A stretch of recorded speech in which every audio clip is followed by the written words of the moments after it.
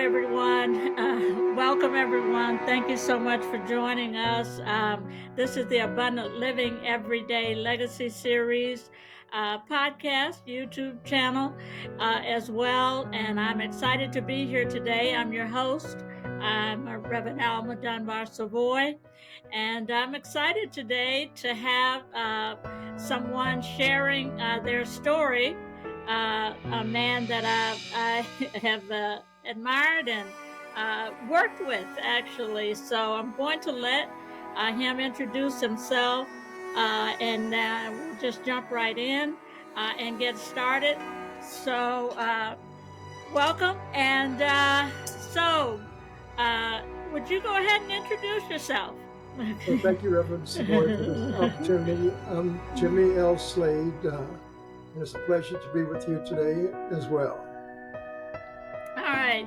So, Jimmy, it's really good to have you sharing on the show today, talking about telling your story. So, as we get started here, can you tell me a little bit about your background and where you grew up and just about the beginnings, a little bit about your background and all. Well, I'm a native of North Carolina. I grew up in a rural area near Rocky Mount, North Carolina is the major city.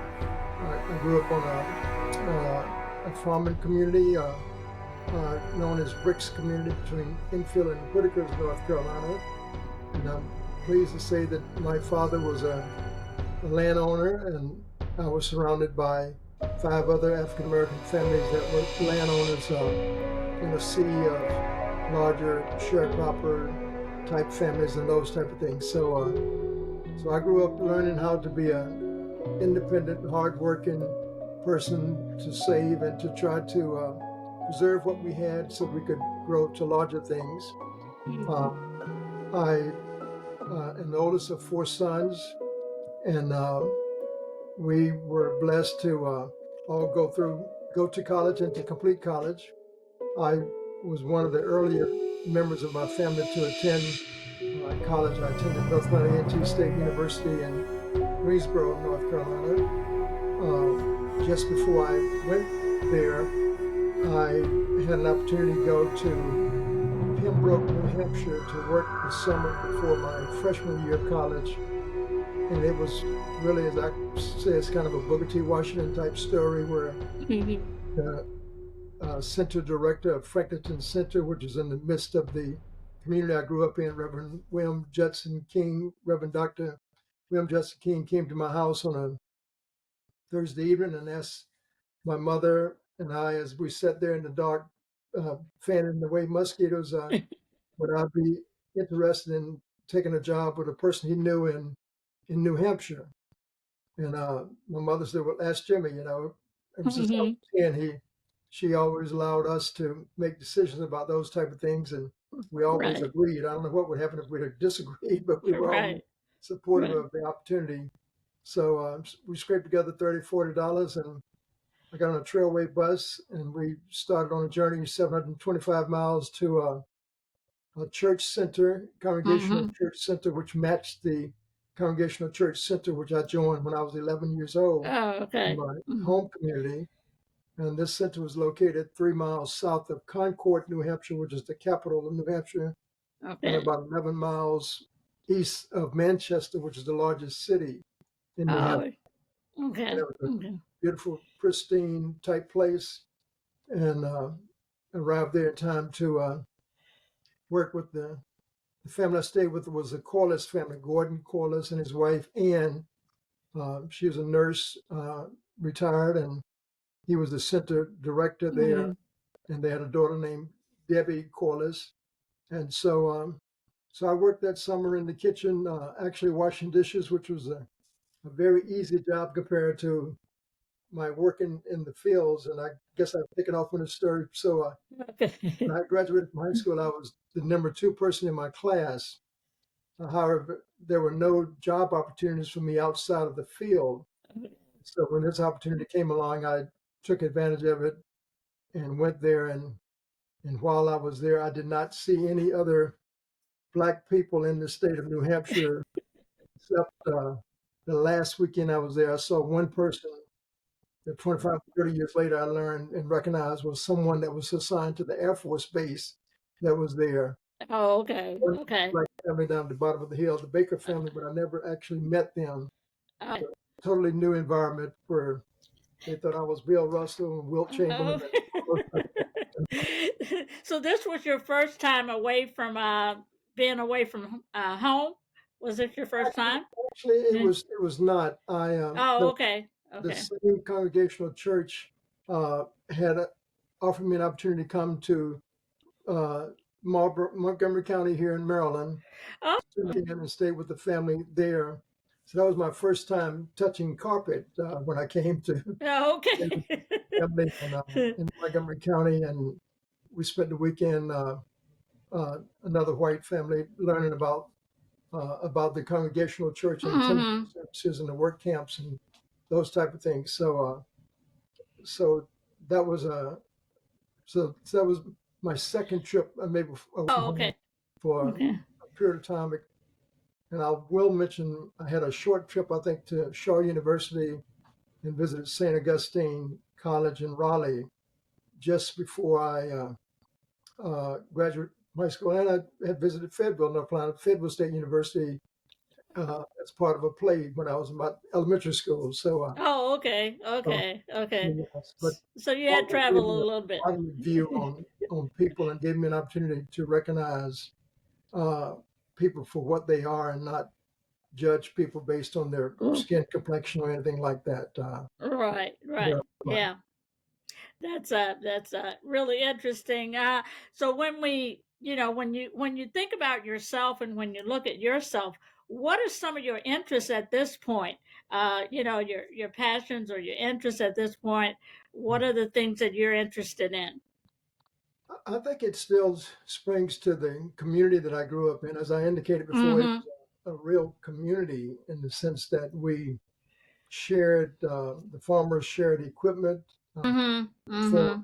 partnerships. They formed a cooperative, an actual corporation that they worked together before any of the other farmers in the area of any color did those type of things. And Mm-hmm. we were an African American community, and we had students to come there from all over the world to the Mm-hmm. center, to the Franklinton Center, and I had a chance to meet with them and to do daytime camps with them, well, nighttime camps because I was working during the day, so I couldn't go Right. there other than at night for camps and those type of things. So I think my interest then was community and about Mm. answering people and those type of things, productivity. And I don't think it's changed too much from when I Okay. was at that stage. Okay, so you mentioned the word community, and I know you are the director of a community organization.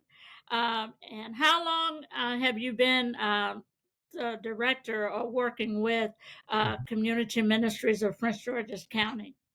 Um, I guess as I insert that I'm a retired Army officer and Oh yes. serving Mm-hmm. uh, about 30 years in the Army, retired as a Yeah. colonel. Um, Before I retired from the military, my pastor, the late William Thomas Jr., said, Jimmy, there's this organization I would like for you to participate with.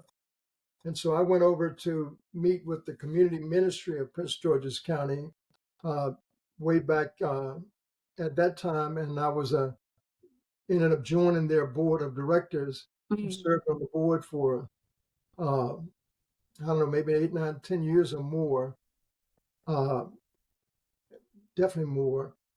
And so in about the 2000 and maybe 5 time frame, we needed to we had a vacancy in our executive director's position, and we needed someone else to fill in that position.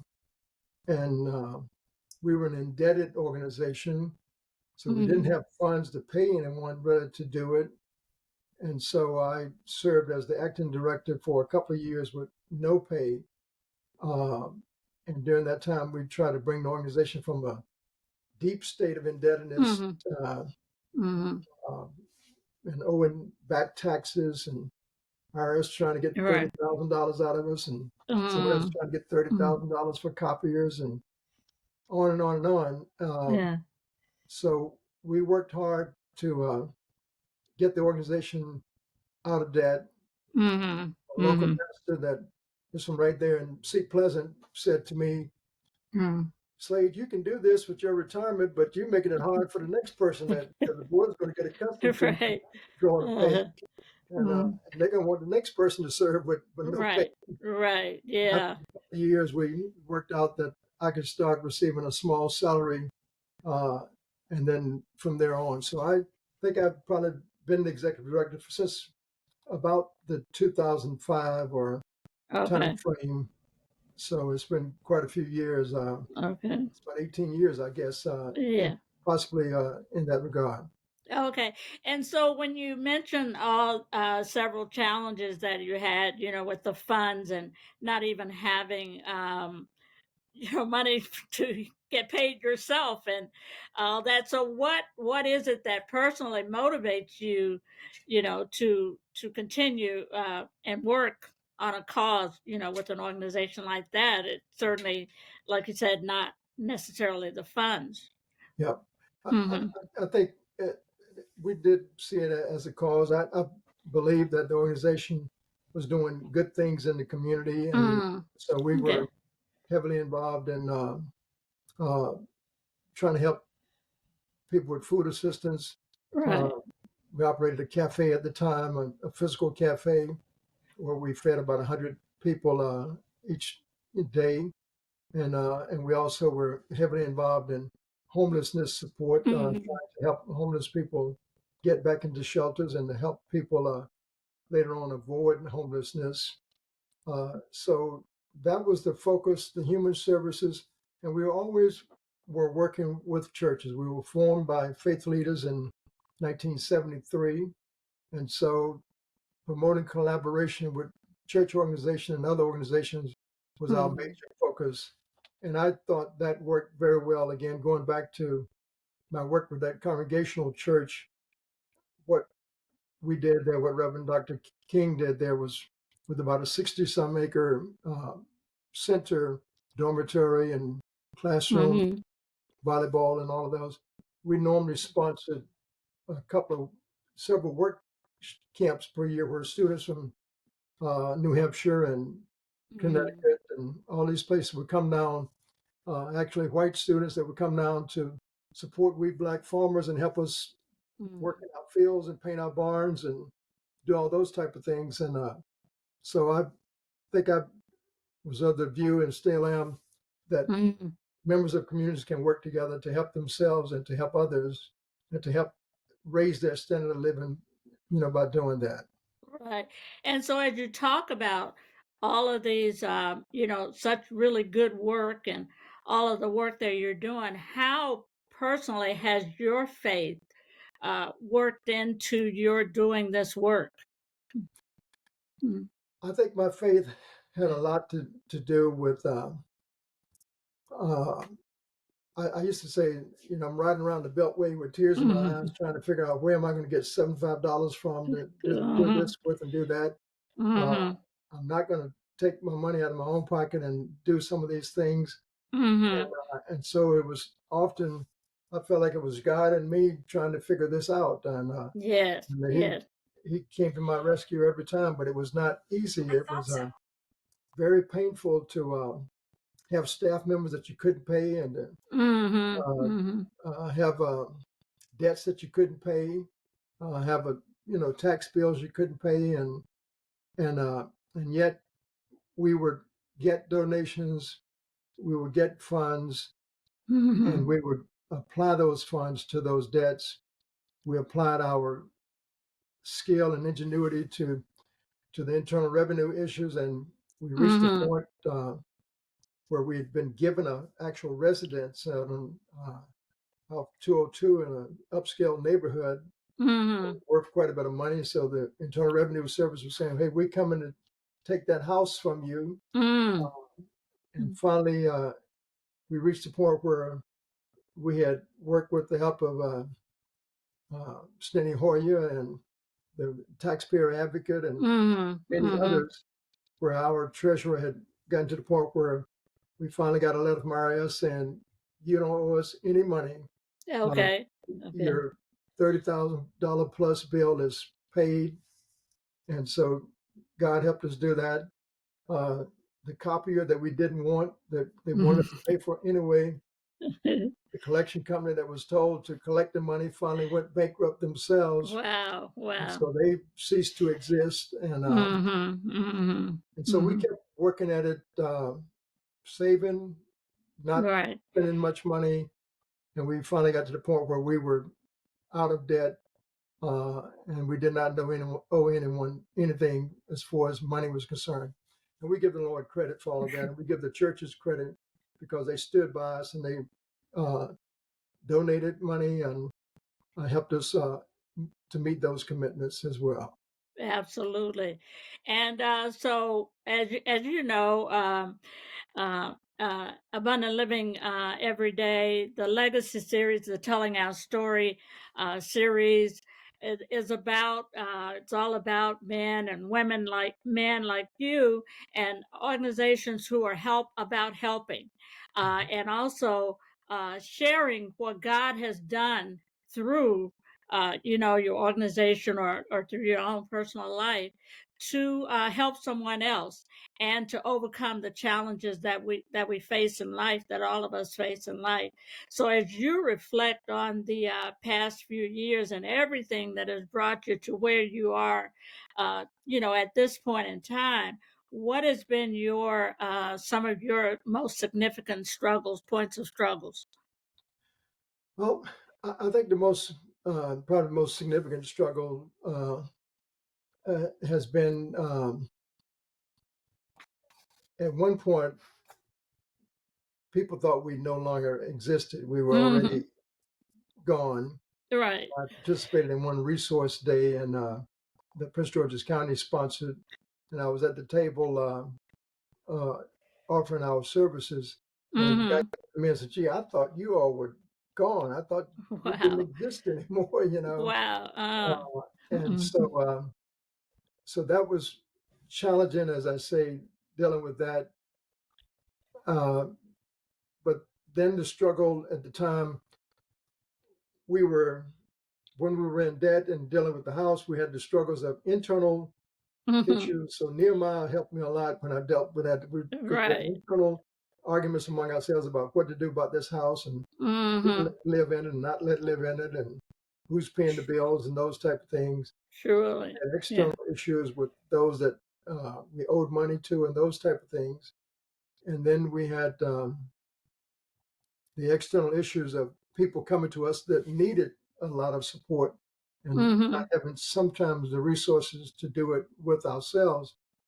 Uh, but throughout all of that, we were very faithful and very supportive.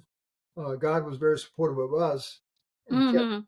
keeping us together, kept moving us forward throughout that overall process. And then there's always the issue that we have even now is kind of like, uh,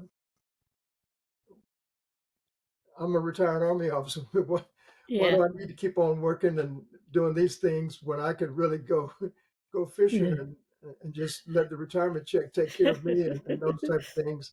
Uh, why do we keep doing this? And the answer keeps being that the Lord kind of keeps saying, "You're performing a job that I need to have done, and don't come off the Mhm. wall yet."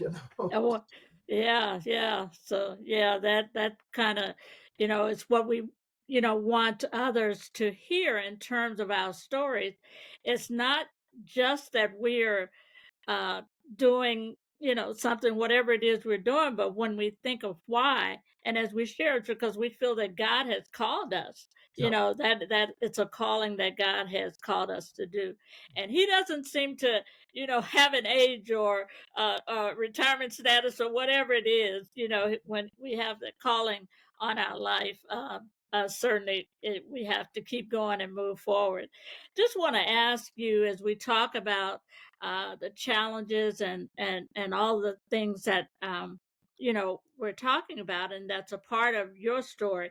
Uh, what are some of the lessons that you've learned from some of the worst times, the challenges? Um, we there's a quote that I really like and we use a lot. It says, "Out of suffering have emerged the strongest souls." The most massive characters are seared by scars. So we've all, been the suffering and seared by scars, and that's by Khalil Gibran. But what are some of the lessons that you've learned that you can share with us? That's a part of your story. I think part of my story would be that dealing with people of integrity and dealing Mm, with people with integrity where they can trust you and hopefully you can trust them, and yet recognizing throughout all of that that really you're putting your trust in God and you're trusting God to put people in your presence that will help you to do what God has called you to do. that Uh, is and important. my wife was later on after we went through quite a bit this for a while. She started praying that prayer. Pray that Jimmie, that God will send you people to help you do what you Mhm, are assigned mhm, to do, mhm, and mhm, He has. mhm, And so we we finally we have a solid, good board of directors. We have a mhm, solid, good staff, and mhm, um, and God has sent those people, and they are working well together.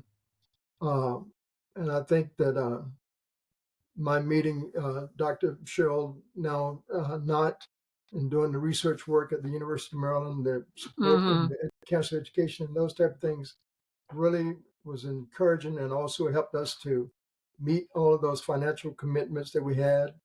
Uh, and I think, Reverend Savoy, you're coming along at a time when we really had resources, but we had this huge challenge mhm, of housing support and COVID approaching. mhm, mhm, Was another great step forward that when God met our needs and exceeded mhm, our needs, and so I think that's what trusting people, trusting God to mhm, put you with people that you can work with, I think has been the big part of it, and recognizing at the same time that we have to work hard ourselves, and we can't just wait for someone else to give to us. mhm, mhm, mhm. Go back to what I Absolutely. said before, growing up as a kid on a farm that we own. Right. No one else is going to do that work on that farm but you. And when Absolutely. things get really tough, even the people that you want to hire, I've had occasion when they were not available. You Right. still have to get out there and get it done yourself. So I think the same thing applies here, and it applied in military, and it applied in our business that we bought and owned for about 9 years as well. Mhm. You really have Absolutely. to you really have to trust the Lord, and then you have to step out on that trust and do what the Lord has told you to do, despite the adversaries and despite the haters, as my current pastor talks about. In spite Positive. of right, in spite of it all. And that's, I think, one of the messages that we are really trying to share in our stories is that it's persevering, it's surviving, it's continuing on in spite of the challenges, because life will throw challenges at us, all kinds of challenges at us. But it's the persevering, and I really thank you so much for sharing, being able to share that. And so, as we kind of yeah, get ready to kind of turn the corner and kind of wrap things up, what would you say would be your hope from telling your story? Well, my hope would be that someone would come forward and say that they would like to do what I'm doing, Mm-hmm. and come alongside and learn what I'm doing, and then be prepared to carry that forward. That we would be able to actually transition uh, to a new person doing the things that I do as we move forward, and if needed be, I would be still willing to serve with the board and uh, Mm-hmm. provide that uh, oversight from that perspective. But I think that for the good of the organization, we need another person to come along that knows how Mhm. to deal with the public and deal with human services support, Mhm. and knows Mhm. how to collaborate and do grants and those type of things, and implementing health projects in particular, and also recognizes that we need to be frugal in our management of our money, uh, Mhm. and yet we also need to not turn down opportunities. When the door opens, we need to step forward and take advantage of those opportunities because they're not going to necessarily come back again. You're right. We have to move Absolutely. forward when we get that opportunity to move forward. Absolutely. Okay. Very, very good and very well said. And we're just trusting God that someone will come along. Yes. We're believing God that, someone will hear your story, on our channel or on our podcast, and God just might, send that person along. So that is, we're definitely praying for that and hoping for that as well. So, any last words you'd like to share as we wrap it up? Coming right up on about our time frame, and so just want to any last words I think you'd the like only to last share? word I would say is that throughout all of this, we have to learn to prioritize our family and recognize that spending time with the family, meeting the needs of the family and responsibilities as a parent or a grandparent or both is very important. And as a husband or Hmm. as a spouse, that you Hmm. cannot leave that out. They all go together, and Right. so I think that's would be the other point that I just had is that the family is extremely as important. So it's God, family, country, community, that type of approach. Absolutely, absolutely. Well, there you have it, everyone. The amazing story of Jimmie Slade, Jimmie L. Slade, and we're just so thankful for you sharing with us, Jimmie, your story. Fascinating story. Thank you for allowing us to share your story on our legacy series, where we're sharing some stories of ordinary men and women who God has done some extraordinary things in our lives, certainly in your life, and we thank you for sharing that. We're telling our story and the hopes that someone will hear, amen, and be encouraged to share and to continue on. So, for the Abundant Living Everyday series, until the next fascinating legacy story, as the curtain falls on today's story, remember there's a story in each and every one of us, and each and every one of us just waiting to be shared. So reach out.